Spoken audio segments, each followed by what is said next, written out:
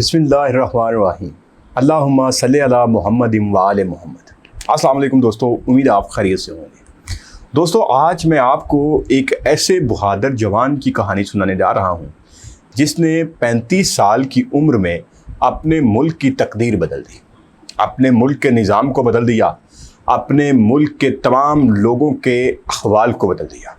उसने साबित कर दिया कि उम्र मैटर नहीं करती, कि आप 35 साल की उम्र में एक सदर बने, आप 35 साल की उम्र में अपने तमाम मुल्क की खारजा पॉलिसी को चेंज कर दें, दाखिली अमूर को चेंज कर दें, आप अमेरिका, फ्रांस और मगरिब के तसल्लुत को चैलेंज कर दें। तो जी मैं बात कर रहा हूँ बर्किना फासो के बहादुर सपूत कैप्टन इब्राहिम तावरे की। जब बर्किना फासो में गुर्बत, दहशतगर्दी और लाकानूनियत ने डेरे डाल रखे थे, तब एक कैप्टन ने आवाज़ उठाई, अपने मुल्क के लिए आवाज़ उठाई और इस जुल्म व जबर के तमाम निज़ाम को पलट कर और इक़्तिदार संभाला। अब यहाँ पे एक बात है कि जब भी इक़्तिदार संभालती है, कोई फ़ौजी इक़्तिदार संभालता है तो वहाँ पे बातें होती हैं, लेकिन यहाँ पे जब इसने इक़्तिदार संभाला तो ये लोगों के लिए उसने ऐसे काम किए, वो काम किए कि लोगों के लिए वो मिसाल बन गया। सबके सामने लोग आज इब्राहिम तावरे की बातें कर रहे हैं। 2022 की बात है जब उसने इक़्तिदार संभाला और आज 2025 में बैठ के हम बात कर रहे हैं। उसने ऐसे ऐसे इक़दामात किए, उसने ऐसे ऐसे काम किए, उसने प्रूव किया, उसने फ्रांस और मगरब को ललकार दिया। उसने उसी वक्त हुक्म दिया कि फ्रांसीसी फ़ौज को हमारे मुल्क से निकल जाना होगा क्योंकि हम आज़ाद हैं, हम ग़ुलाम कौम नहीं हैं। उसने तमाम गैर मुल्की अड्डे बंद कर दिए और कहा कि अब अफ्रीका अपनी हिफाजत खुद करेगा, हमें किसी की मदद की ज़रूरत नहीं है, हम अपनी हिफाजत करना जानते हैं। नीटो और मगरबी ममालिक के जितने भी पिट्ठू थे, जितना भी वो निज़ाम था, सबको उसने मुस्तरद किया। उसने कहा हम अपनी हिफाजत खुद करेंगे। अब अफ्रीका डट गया है और अफ्रीका अपनी हिफाजत खुद करेगा, हमें किसी की भी ज़रूरत नहीं है, ना हमें नेटो की ज़रूरत है, ना हमें अफ्रीकॉम की ज़रूरत। तो यहाँ पे मैं उसकी जो अवामी पजीराई का एक सच्चा वाक़या आपको सुनाता हूँ कि इब्राहिम तामरे का काफ़िला एक जगह से गुजर रहा था। वहाँ पे लोग एहतजाज कर रहे थे बिजली के बिलों के हवाले से, लोड शेडिंग के हवाले से, गुर्बत के हवाले से, अफलास के हवाले से कि ये हो रहा है, रोज़गार नहीं है। तो इब्राहिम तामरे ने काफ़िला रोक लिया, वहाँ पे काफ़िला रोका और खुद चल के पब्लिक में वहाँ पे जहाँ पे वो एहतजाज कर रहे थे वहाँ पे उनके साथ जाके बैठ गए। वहाँ पे उनके साथ बैठे और उनसे पूछा कि क्या मसाइल हैं। तो वहाँ पे एक बूढ़ी खातून थी, उसने कहा बेटा क्या तुम हमारे लिए कुछ करोगे? पहले भी लोगों ने यही नारे लगाए थे, हम ये करेंगे, हम वो करेंगे, लेकिन किसी ने कुछ नहीं किया। तो तब इब्राहिम तामरे ने ये अल्फाज कहे जो कि पूरे अफ्रीका में घूम गए, पूरे अफ्रीका में फैल गए और उसी ने काया पलट दी। इब्राहिम तामरे ने कहा मेरी माँ, जब तक मैं ज़िंदा हूँ मैं तुम्हें भूखा नहीं मरने दूंगा। तो फिर क्या हुआ, अगले ही दिन वहाँ पे खुराक के ट्रक पहुँच गए।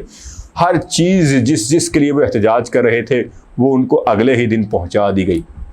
और उसके साथ ही ये कहा गया, पूरे अफ्रीका में ये बात फैल गई कि गरीबों का सदर। उसने तारीखी इक़दामात किए अपने मुल्क के लिए। कुदरती वसाइल पर बैरूनी कब्ज़ा जितना भी था वो ख़त्म किया, किसानों को बहुत प्रमोट किया, अपने उनको सहूलियात किसानों को दी, वहाँ पे अपने आर्म्ड फोर्सेस को बड़ा मजबूत बनाया, अपने एजुकेशन सिस्टम को बेहतर किया और उसमें फ्रांसीसी ज़ुबान को ख़त्म करके जो अपनी लोकल ज़ुबान थी, अफ्रीकी ज़ुबान थी, उसको लागू किया और हर जगह पे उसको प्रमोट करना शुरू कर दिया। इसके लिए सिर्फ उसने ये नहीं किया कि उसने सिर्फ बातों से काम लिया, लोगों को तलकीन की ये करो वो करो। अपनी कौम को इकट्ठा करने के लिए उसने एक मैसेज दिया।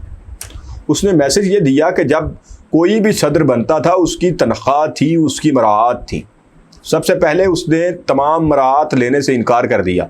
उसने कहा कि इब्राहिम तामरे एक गरीब मुल्क का सदर है, जब मेरी कौम भूखी है, मेरी कौम भूख से मर रही है, तो मैं कैसे एक सदर की मराहत ले सकता हूँ, मैं कैसे ये मराहत लाखों में कबूल कर सकता हूँ।